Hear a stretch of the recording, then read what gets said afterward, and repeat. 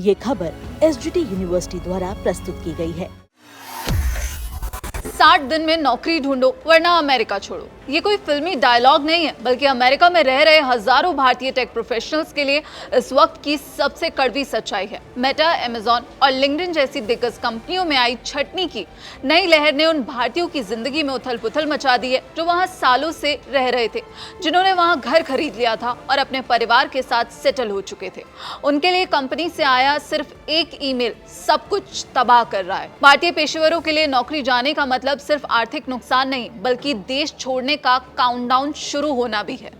आखिर क्या है 60 दिनों का H-1B नियम? दरअसल अमेरिका में काम करने वाले अधिकांश भारतीय इंजीनियर H-1B वीजा पर हैं। ये वीजा सीधे उनकी कंपनी से जुड़ा होता है। जैसे ही नौकरी जाती है, अमेरिकी इमिग्रेशन नियम यानी USCIS के तहत उनका काउंटडाउन शुरू हो जाता है। नौकरी जाने के बाद उनके सामने सबसे बड़ी चुनौती समय की होती है। अमेरिकी इमिग्रेशन नियमों के तहत उन्हें वीजा ट्रांसफर करने के लिए किसी अन्य कंपनी में काम ढूंढने के लिए बहुत कम समय मिलता है। यदि वो इस तय समय में नया स्पॉन्सर ढूंढने में विफल रहते हैं तो उन्हें कानूनी रूप से अमेरिका छोड़ना पड़ता है, जो पूरे जीवन को प्रभावित करता है, क्योंकि इसमें केवल नौकरी ढूंढना शामिल नहीं है, बल्कि बच्चों की स्कूल की पढ़ाई, होम लोन, स्वास्थ्य सेवाएं और परिवार के भविष्य से जुड़े फैसले भी दांव पर लग जाते हैं। US citizenship and immigration services के नियमों के अनुसार बात करें तो नौकरी से निकाले गए H-1B कर्मचारियों को आमतौर पर 60 दिनों का ग्रेस पीरियड होता है, या जब तक उनका I-94 स्टेटस वैध है। ये 60 दिनों का समय कर्मचारी के आखिरी कार्य दिवस से शुरू होता है, ना कि अंतिम सैलरी मिलने के दिन से।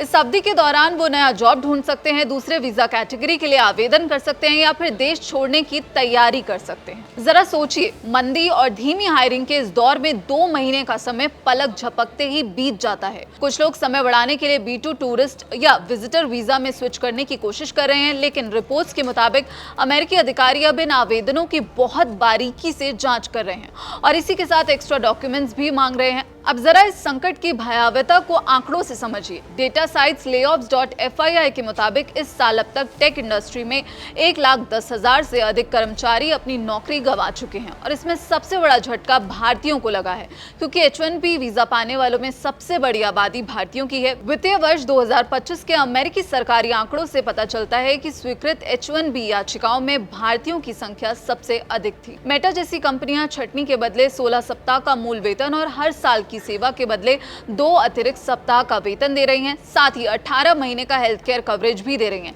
लेकिन वित्तीय मदद के बावजूद वीजा की अनिश्चितता का मानसिक और भावनात्मक तनाव झेलना बहुत मुश्किल हो रहा है। बच्चों की पढ़ाई, होम लोन की किस्तें और परिवार का भविष्य सब कुछ एक झटके में दांव पर लग गया है। क्या टूट रहा है अमेरिकन ड्रीम?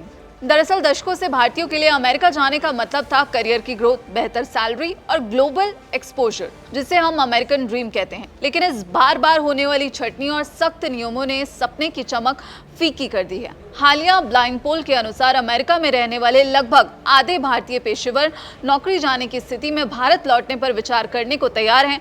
वहीं कुछ लोग विकल्प के तौर पर कनाडा या फिर यूरोप का रुख कर रहे हैं। जिन भारतीयों के पास ग्रीन कार्ड है वो नौकरी जाने पर भी अमेरिका में रह सकते हैं, लेकिन H-1B धारकों के लिए स्थिति अब बेहद संवेदनशील है। विदाई या नया बदलाव? लेकिन रुकिए, इस छटनी के पीछे सिर्फ आर्थिक मंदी नहीं है, इसके पीछे AI यानी आर्टिफिशियल इंटेलिजेंस का बढ़ता प्रभाव भी है।